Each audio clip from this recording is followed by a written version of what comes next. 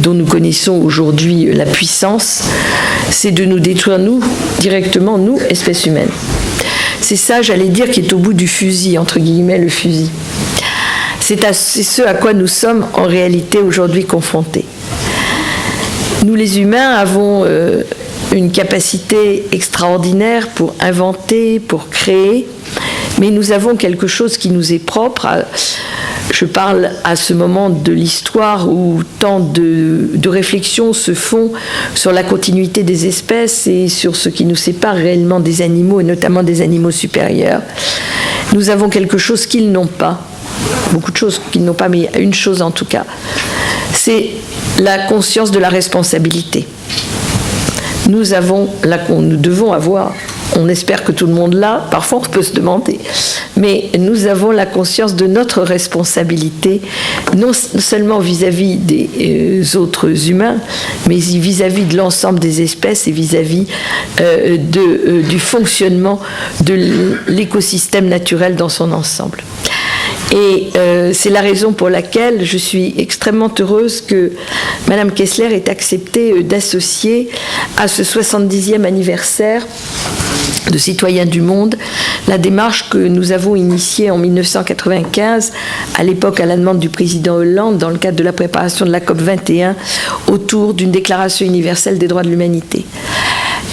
Cette déclaration universelle des droits de l'humanité, je devrais dire des droits et des devoirs de l'humanité, puisque c'est un texte qui comporte 4 principes, 6 droits et 6 devoirs, et que j'ai l'honneur et le plaisir, grâce à Madame Kessler hier, de pouvoir le lire sur le parvis du Trocadéro. Je vous prie de m'excuser. Cette déclaration est aujourd'hui ouverte à la signature de tous ceux qui le veulent. Villes, il y en a une bonne vingtaine, régions, ONG, barreaux, universités, État bien sûr pour ceux qui le souhaiteraient. C'est une très grande ambition que de viser une déclaration universelle des droits et devoirs de l'humanité, mais il nous semble qu'arriver au stade où nous en sommes aujourd'hui, c'est bien de cela dont il s'agit, c'est-à-dire de notre devoir de nous comporter de telle sorte que les humains et les autres espèces puissent vivre dans un monde qui est encore viable. C'est ça l'objet, si je puis dire, de cette déclaration, et c'est de reconnaître que, où que nous soyons, où que nous vivions, quelle que soit notre compétence, notre couleur de peau, notre religion, nous sommes confrontés au même problème. Je pense à nos contemporains de Californie. L'incendie ne leur a pas demandé s'ils étaient protestants, baptistes, catholiques, juifs, musulmans. Il ne leur a pas demandé s'ils étaient blancs ou noirs. Il ne leur a rien demandé de tout ça.